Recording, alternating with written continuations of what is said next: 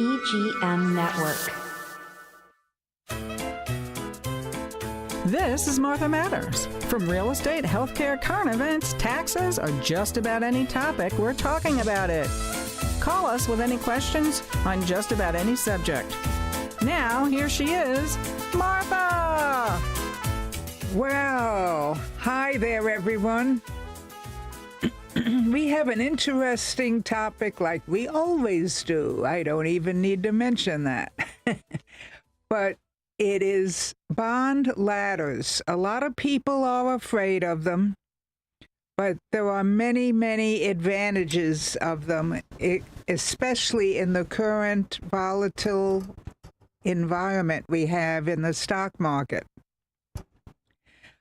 A bond ladder is simply this. Think of a ladder with several rungs on it, and each rung is a month. So this ladder has 12 rungs, and as time goes on, if you take bonds that have a 2-year maturity date, the rungs can continue into the following year. But when you're starting out, let's say you have $100,000. Boy, we should all be so lucky. You're right. That's what I'm thinking. If you have $100,000, all of a sudden, like somebody in your family died and left that amount for you, it's certainly not a bonus you can hope for at work or anything. Simply divide it among 10 months or 10 rungs, and you have $10,000 a month to invest. Now, the big difference is the maturity dates. You want a maturity date like 12 months from now, one 13 months from now, one 6 months from now, but they have to have different maturity dates in order to have a rung. I don't want to jump ahead, but let me give you an example of what I was just describing. On the secondary market, and there's a huge list that most brokers have, and Schwab has an excellent program. You can register right online. You do not have to go to the a brick and mortar building. And on the computer, they will give you a list of all the bonds that are available. Some of them mature in as little as 2 months. Some are 2 years or more, and varying dates in between. Mm-hmm. So you can set up a 12 rungs on your computer very, very easily. Now, the biggest thing is this. When you buy them on the secondary market, let's say people want to get rid of them because they're lower interest rates, and right now interest rates are going up. So let's say there's a bond with a year left at 4%. Well, that doesn't sound so good. You can do better with a CD. But if the face value of the bond is $5,000, and when it matures next year, the face value of the bond is $10,000. Guess what? When you keep it till maturity, you may have lost a little on interest rates, but at least you got something. But you get another $5,000 in your pocket. If you have another bond, I'll give another example. Let's say that's $2,000, and that matures in like 6 months from now, and the face value is $4,000, but they're selling it for $2,000, but you only need to have it for 6 months. And the interest rate is 3.9%, which isn't great. That's why they're getting rid of it. But they're selling it super cheap in order to get something, and by getting rid of it, I would put up with that, because when it matures, you're going to have an extra 2,000, and you don't need to wait very long either. So you don't mind the lower interest rate. You'll just take it as a little extra. Okay, Martha, so just to back up for people that don't know what bonds really are, which I don't know, and also what is the interest rate are we looking at? Does it matter now? Because what you're saying, you're almost getting double in that length of time, so why bother looking at the interest rate? Yeah, I wouldn't go, that's a very good point, but I wouldn't go that far. Okay. The good part of a bond ladder is if interest rates go up drastically, like they did about, 2 or 3 years ago, when we went from 2, 3, and even 4% mortgages, and all of a sudden went up to 6, and it hit 7 for a while. Right, I think it's back down in the 6s. The nice part of the bond ladder is every month with something coming due, bonds will be coming out with higher interest rates, so you're not stuck in low interest rates all the time. Okay, but what actually is a bond? Why are we buying the bonds? Bond is like a CD, but it has two things. It has a face value, which a CD has, and it gives you the interest rate, which a CD has. And the only difference between that and a CD is if people get tired or they need the cash, like having a sudden surgery with a big copay or something, and need money in a hurry, as opposed to selling the CD before maternity, when you basically lose all your interest. You get the interest right up to the day that you sell the CD, but you can entice a buyer because you can sell it for less than the face value. The face value is the amount that a CD is offered at, like $5,000. CD or a bond, you mean? No, a bond, I'm sorry. Yeah, because the CD isn't a CD locked into place, and a bond, I guess you have more liquidity with it? I don't know. You do. You do. But you brought up a good point that I was going to mention later. Is every now and then, with interest rates going down, right now it seems to be steady in the 6%, 6.8, 6.6, all kinds of variations, but basically in the 6% range. If all of a sudden, just like gas prices going down, if the current administration gets interest rates lower, the nice part is you can keep the bond till maturity, and you're getting a higher interest rate than the going rate. So you have that flexibility of keeping it if it's a higher percent interest, or if it's a lower percent interest, you can get rid of it and at least get some money back, and get most of your principal back and not be losing a lot.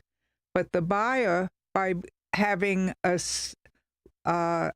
larger face value of that bond, can buy it, keep it a few months, and end up getting a $1,000 or $2,000 windfall, which is even better than the interest it's making. Right. That's what that's the question I was asking, because it seems like it's almost too good to be true if you keep it for the maturity date that it goes to.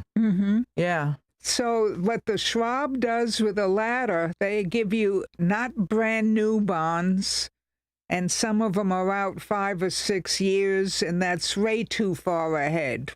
We could be in great prosperity. We could be in World War III. Nobody knows. Right. So you don't want to look. What would be the furthest out of a date that you would want to buy a bond? A year, 2 years? Yeah, and personally, I wouldn't go beyond 2 years. Okay. That's a very good question.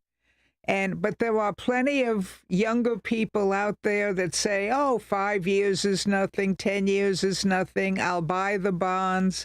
Then all of a sudden they have to sell the bonds because they need a down payment for buying a house. Yeah. And it's an opportunity for you and me to get the list of those bonds that want to be sold before maturity. You can buy them at less than face value, get the same interest rate until maturity, and when you sell it at maturity, you get a few more thousand in your pocket, depending how much of a discount you got the bond for. Yeah, originally bought it for, yeah. Yeah. Okay.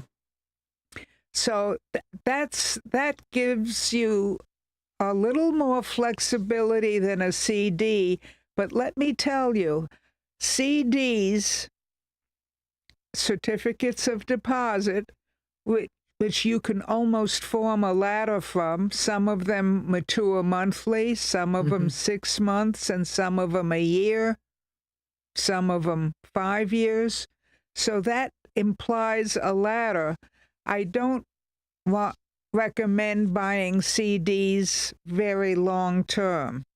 I like a year or a year and a half at most, or a month, 6 months, whatever, in between. That behaves almost like a bond, except you don't make money when they mature.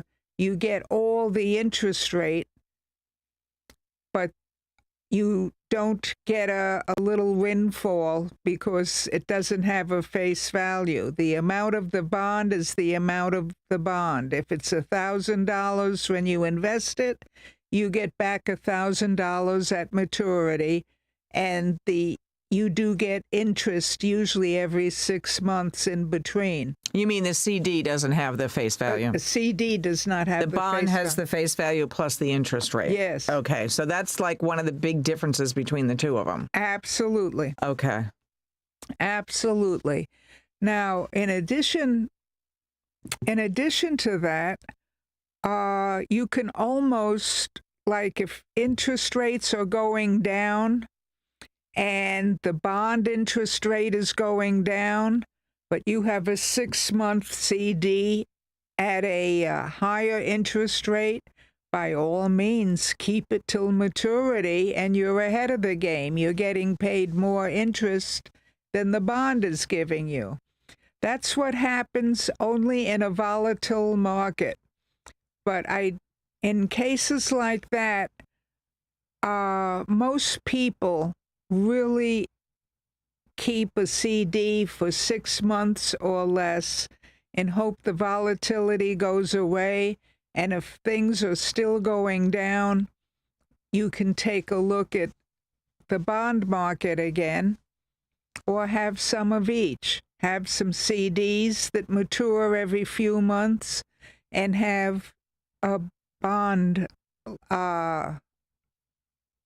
or a series of bonds that mature at different dates within the year. So the good part of that, people say, boy, it sounds like a lot of work. It really isn't. Only once a month you need to pick a bond and decide on something. That's not so bad. And like I've said other times, if you don't even want to look at the stock market, you want to invest and forget about it so that you don't lose money. What I've said right along, unlike bond ladders, you can put a big lump sum in that Vanguard SP 1000 index fund, and boy, you can put money in there and forget about it, and you don't even and tell them to reinvest the interest you get, and you don't need to look at it for 10 years, and you'll be surprised. Yeah. I think a lot of this stuff, Martha, so you've been doing this for a while, obviously, with what you're talking about. A lot of people, it's just too overwhelming. And so that's what they do. They, really don't know what direction. I mean, I don't know that I necessarily would either. I know CDs got a bad rap for quite a few years because they were literally paying like 1% interest. But the other thing about them as well is you generally don't lose money. I mean, it's almost a guaranteed 1% or 2%. It's a guarantee of keeping your principal. Yeah, okay. And all bonds are protected by the FDIC. Okay. So are CDs. So they're conservative investments, but you can make money, especially buying them on the secondary market for people who are nervous or all of a sudden don't have enough money to pay for the kids' college, so they need to sell them prematurely. I gave an emergency surgery as an example, but there are many, many other examples, and you can take advantage of that by buying bonds at less than face value. Okay, so it's almost like a used car that was like a new car they bought and they had to dump it right away. That's right. Oh, That's okay. right. Okay. That's a very good example. That fits it down pat. Thank you. So you buy a car 2 months old because someone had a heart attack and can't drive the car anymore, or what have you. Yeah. And you make a windfall. Bonds are just like that. Okay. They paid maximum amount to get a brand new car, and then they had to sell it real quick. And the person buying it, considering it's used only for 1 month or two, they get a bargain. Yeah. Well, on that note, we're going to take a break, but we'll be back before you know it. So stay with us.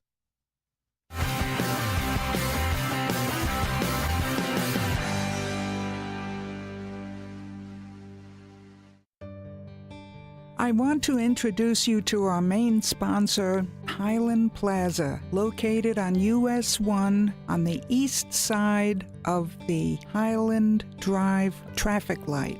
We even have our own left-hand turn lane. One of the places in there, the first one on the north side, is Easy Stop, and you will be surprised what competitive and beautiful prices they have. You should give it a shot. Also, Tony's Hairstyling Salon is ideal for the entire family at all ages. He and his wife have run a salon there for years with a huge following. Also, we want to tell you about La Taberna Restaurant. It has the freshest Mexican food in town and a well-experienced chef. You will be most surprised not only by the food, but the reasonable prices. Also, I want to tell you about the nail salon. It's Luxury Nails. Let me tell you, they do everything, both for walk-in clients and appointments. Appointments are really appreciated, but they treat all clients professionally. Now, I want to repeat to you, this is located on US 1, just east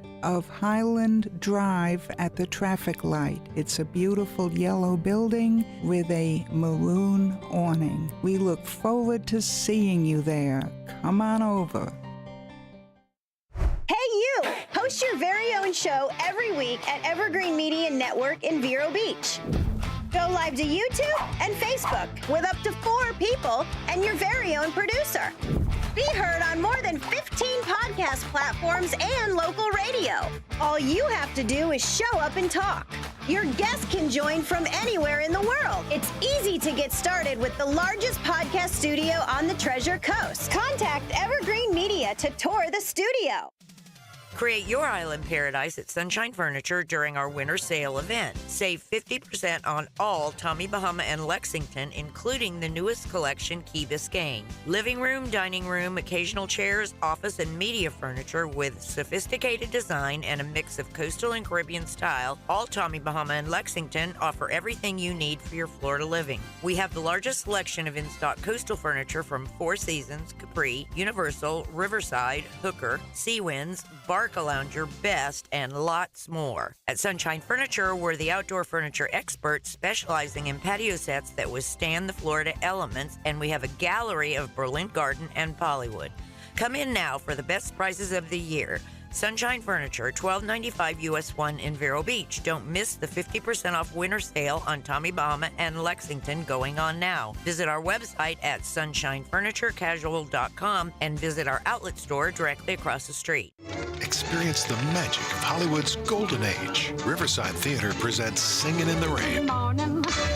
Filled with every memorable moment from the classic 50s film and a downpour of unforgettable songs. Singing in the rain. The greatest movie musical of all time is splashing onto the stage at the beautiful Riverside Theater. Singin' in the Rain is now playing, and you can get your best seats now at the box office or online at riversidetheater.com.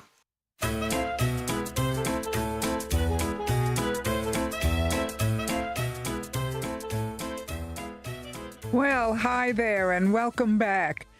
Hey, I think some of you, if you're starting to understand it, it's a new concept, and like myself, I'm very, very scared of new ideas and things until I feel I completely know all about them.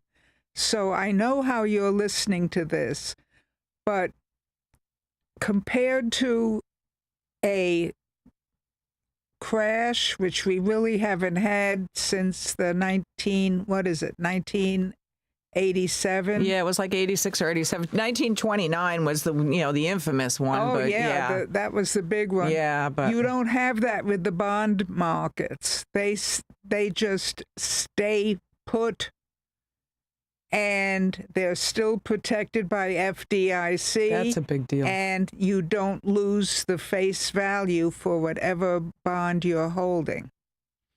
So in that sense, for those people who they have $100,000 to spend, but they don't have anything else to spend, and they're not about to lose it by a merger of a single stock in the stock market or something, the bond market makes it very safe, very safe.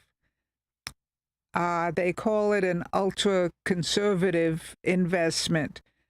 Now, I have to say, they have bond funds, like mutual funds, and the mutual fund agents do exactly what I'm saying that you should do. They buy bonds on the open market at a reduced rate and pool it and get all that extra money when they mature in a hurry, and you're divided among thousands of people, you get a slight increase. Let me tell you, though, those bond funds, because even when they do well, they're split among so many people, and they have fees involved. Mm-hmm. If a bond makes 8% and you have a 5% maintenance fee, guess what? You only keep 3%. It sounds like a great investment, but it's terrible when you have to pay not one person, but you have to pay a whole group of people buying and selling bonds that make up this bond fund. I do not recommend it, but again, if you're 86 years old and you don't care about making a lot of money, you just don't want to lose it, and you don't want to keep it in your house for in case you're robbed or something, that is the type of thing that you should buy. You're not going to lose a penny. You're not going to make much, but it's like safer than a safe deposit box even. So there are different combinations for different people. I really cannot talk about other combinations because we're running out of time. So if you have any questions, just call me and have a great week.